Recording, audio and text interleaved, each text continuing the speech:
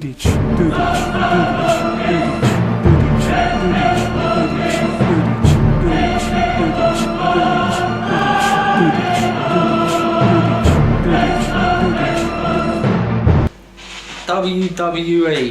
Hall of Fame 2010. Now, we've been thinking about the WWE Hall of Fame and who is already in it and who should be in it, and we all know there's a lot of people that aren't in it that should be in it. We've been thinking about it, and these are some of the people we've thought about. The Mounty and fucking the British Bulldog, Brian Pillman, Owen Hart, the Macho Man, Ravishing Rick Rude, Earthquake, it's fucking loads of people, Jim Neville Neidhart even, fucking great people, deserve to be in it. There's so many people. How many we doing? We're doing 5, right? So we know Ted DiBiase Senior is going to be in the Hall of Fame. Well, we don't know that, but that seems like a reasonably good assumption to make. Yeah, definitely. Considering that Ted DiBiase Jr. is just coming out with a Marine 2 and he's getting pushed in the what the fuck ever it's called, Legacy faction. Yeah. And Ted DiBiase is genuinely one of those absolute legends that definitely deserves to be in the Wrestling Hall of Fame. It makes sense that he should be put into it. Blatantly.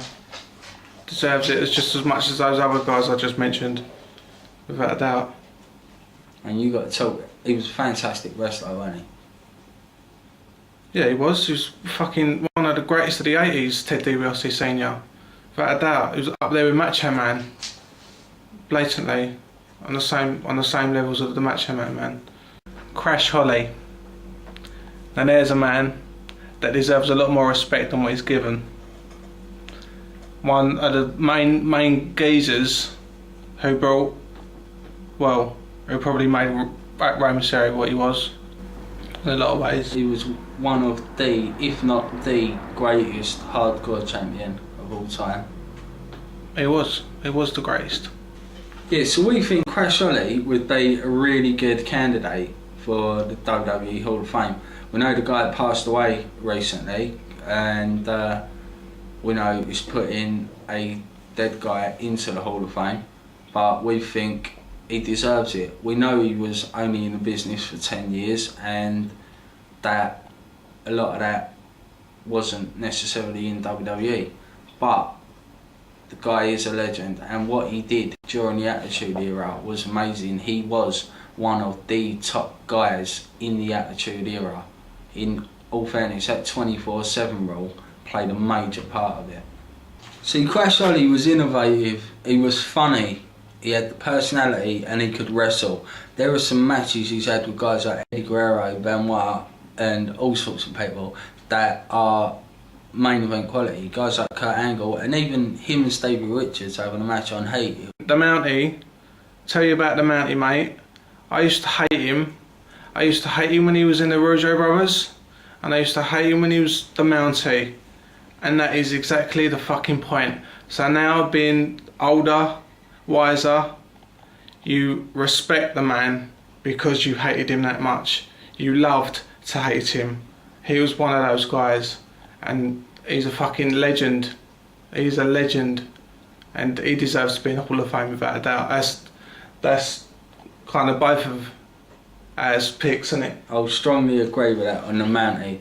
Like, as Dan said, he hated him. I hated him when he was in the Rougeau Brothers, I hated him as the Mounty, I hated him in the Quebecers, I hated him all the way through his career, purely because he played that same bad guy that pissed me off. We're talking about guys like Ted DiBiase being great heel characters, and they were fantastic, but the difference between guys like Mr. Perfect and Ted DiBiase, they were fantastic heel characters, yet they were still cool. Everything the guy had done was great. You still wanted to be like Mr. Perfect, you still wanted to be like Ted DiBiase, but nobody wanted to be the Mounty. We'll say Ted DiBiase is a definite guy that Yeah. we will say he will probably be in the 2010 class. Definitely. We think Crash Holly should be in the 2010 class. Plainly. And we think the Mounty. The Macho Man and the Mounty, yeah, of course. The Mounty should be in the 2010 class. So if we're going to pick just 5 guys, we've got 3. Yeah. And I heard you sort of mumble macho under your breath there. Where was you going with that? Well, Macho Man is he's probably the greatest wrestler of all time. There's a lot. There's a few that I think, you know. I mean, you got guys like Mr. Perfect, Macho Man, Shawn Michaels, Bret Hart. On some levels, Stone Cold, but he wasn't half as what they were in wrestling wise. But it's what he done. How good he was. He didn't need to be a good wrestler. That's the thing with Austin. That's the thing with Jake the Snake Roberts. Those kind of guys were that good at what they'd done in front of that camera that they didn't need to be technical in the ring. Does that make sense? Yeah. It's the same with The Rock. His personality was that fucking great. Even though he was brilliant in the ring, what he'd done was entertaining and electrifying and all that. It was like that, watching The Rock. But he didn't need to be technical and shit because his personality carried him. The Macho Man, yes. This is a man who had all of that. This is a man who had the personality, the charisma, the mic skills, the in-ring skills, the way he sold his fucking body, the way he done the elbow drop. No one does the elbow drop like the Macho Man.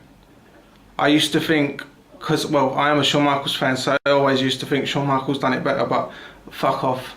Macho Man fucking itch you, drills you with it. It looks the bollocks. Whereas Shawn's is just like, you know, it's just like a drop. Yeah. Where Savage's is a killer elbow. Yeah, blatantly. There's still loads, man. You've got like fucking people like Brian Pillman, Psycho Sid. Sid ain't finished. It's a possibility Sid might. Kamala. Definitely Kamala. I want to say Dangerous Danny Stivey. That's the man who should have been in the Hall of Fame, apart from fucking Coco Beware. Should have been Kamala. He was better than Coco Beware. He was more entertaining than him. Kamala is a genuine legend. Kamala is one of those guys, like Dan was saying, like Jake the Snake. Alright, he's not as great as Jake the Snake and Stone Cold Steve Austin in terms of levels of popularity and stuff, but there's only so far you can go with a Ugandan headhunter gimmick that doesn't speak any English and doesn't understand most concepts of normal life. Considering that, Jim Harris done a fantastic job, and even recently, like up till 2005, I think he had a match with Randy Orton and Umaga, maybe a couple of years later. And he was still in the ring and all the fans still loved him, all these new generation fans.